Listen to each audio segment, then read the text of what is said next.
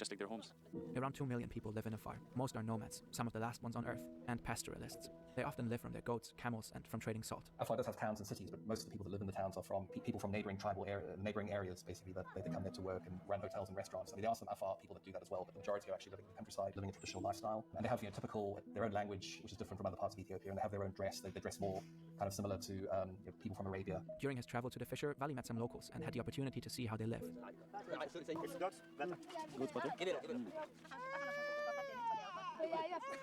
Time to get shiny. Okay. Goat milk. Goat butter. Right from the volcano. A little bit sour. Boom, boom. And those big stones, rocks, have been just shoots like a flying star to another mountain direction. That time when it erupted, there were Afar goats here. They were just swallowed by the fire, and they were all dead. Thankfully, the Afar people has never been victimed, but their animals have been okay, fired by that volcano. Every day I come here, I see changes.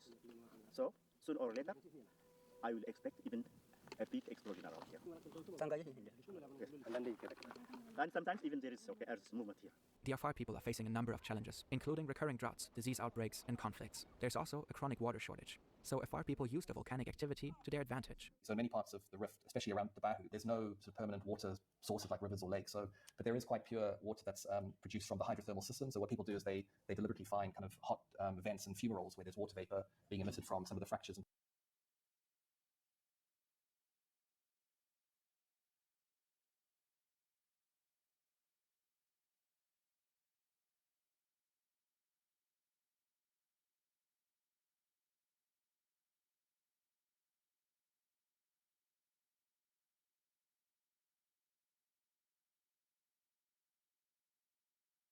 And faults near the volcano. Vali even visited these fascinating water constructions. They just put some branches and the water collects by itself. They can just scoop it out during winter time. Now there's some rain, there's a lake nearby, but during winter they use this water only. Fascinating. We just spent the last few hours around the Bahu and now back to the camp. And man, what a powerful place this is. It marks the splitting of a continent, the formation of a new ocean, and much closer to home. Cops often misuse their authority to exert their superiority over innocent civilians. But what happens when these tyrant cops face off with higher authority? Here are 3 different cases when entitled cops get humbled by higher authority. He's raising his voice at me. Okay, I understand. So now I can raise my voice, right? No, you can eat it. What's his problem? Okay. This is Sergeant Syra Austin, and he's facing off against 2 cops from the Suisun City Police Department, Officer Cody Marler and Officer Tiffany Kanoma. On May 10th, 2020, the officers were responding to a call from North Bay Hospital about a child ingesting nail polish remover. But what they didn't know was that they were at the wrong address. You know who that is? No. Who's your girlfriend, your baby mama? The lady we just saw. The lady we right can see. First of all, that's my wife, Marla. Okay. Marla. Okay. Yeah, who? Kanama. So who's this? So can you go with the What's the problem? So we're here on a welfare check. We have to make sure she's okay. Why? Because we received a call from North Bay for the incident that occurred earlier. Look right there. Supposed to be an investigator. You're investigating something. 9 years, U.S. Army. Now, what's the problem? Okay. What's your person? I don't have to identify myself to you, do I? Am I under investigation? You want to tell me what's going on? Don't knock on my window. Can you come out here? No, she can't come out there. Y'all need to tell me what's going on. This is my house. We told you. We're here for a welfare check. Not the right address. A welfare check for what? No, I got it. Ma'am. Y'all violating my rights right now. No, we're not. Dude. Yes, you are, because you're not telling me know who that is. I just said it to you. Listen to me, dude. We're not violating your rights. You are. How? Because which right?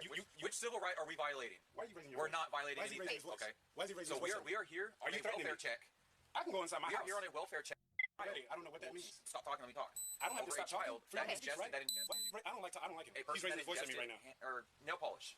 Okay. Okay, so we're come here Your to baby's check right on there. Okay, your wife. I'm going to talk to you. First of all, you came to my house and said, is that my girlfriend or my baby mama? That's my wife. So Okay. that's disrespectful starting off. All right, sir. So That was disrespectful starting off. Okay, and then I he's raising his voice understand. at me. Okay, I understand. So now I can raise my So voice, look- right? No, you can eat it. What's his problem? Okay. No, you can eat it. What's his problem? Okay. Nah, I need your badge numbers. I'm sorry. That's fine. I'll give you my badge number. But so the reason we're here is to Now make you're sure telling me somebody the reason is after you told me to okay. eat it. So you told me to eat it, right? Marler? I messed up. Now I apologize. that you on film, you messed up. No, So you haven't violated any of my rights. no, The first thing you said to me coming here was, is that my baby mama or my girlfriend? Sir, Then he started we raising were his voice at called me. from North Bay. Pause. I need your name and your badge number. Officer Conma, 107. Thank you. I need your name and your badge number. 102. In an ideal scenario, the officers would have courteously introduced themselves and clarified the purpose of their visit to Sergeant Austin's residence. Upon realizing they were at the wrong address, they should have respectfully departed. However, Officer Marler's lack of professionalism was evident. Rather than providing a clear reason for his visit, he persistently questioned about a 14-year-old who had supposedly consumed nail polish remover. When he finally acknowledged his mistake, he did not offer a polite apology. Instead, he resorted to using offensive language towards Sergeant Austin. Close the blinds. Do you have a 14-year-old son? Close the blinds. Hold on, sir. Close the blinds. Sir, do you have a 14-year-old son? Close the blinds. Close the blinds. I'm not going in the house. Are your Close the children blinds. okay, ma'am? Are your children okay? Okay. Do they look okay, guy? He's asking if my children are okay. Who the is that? Okay. What the are y'all talking about? We're gonna leave now. Give me. Are your children okay? Okay. Do they look okay, guy? Close the blinds. I'm not going in the house. Are your Close the children okay, blinds. ma'am? Are your children okay? Okay. Do they look okay, guy? He's asking if my children are okay. Who the is that? Okay. What the are y'all talking about? We're gonna leave now. Give me. Why? Because I gotta eat it. That's why you leaving now? We're gonna leave now. Upon peering through the window, the officers quickly discern that they have arrived at an incorrect location. Officer Tiffany Kimona attempts to rectify the misunderstanding, yet it seems like Officer Marler hasn't learned his lesson. Okay, so it may have been a miscommunication between North Bay and our dispatch. So we got a call that we needed. Okay, a 3-year-old was brought into the hospital because she ingested nail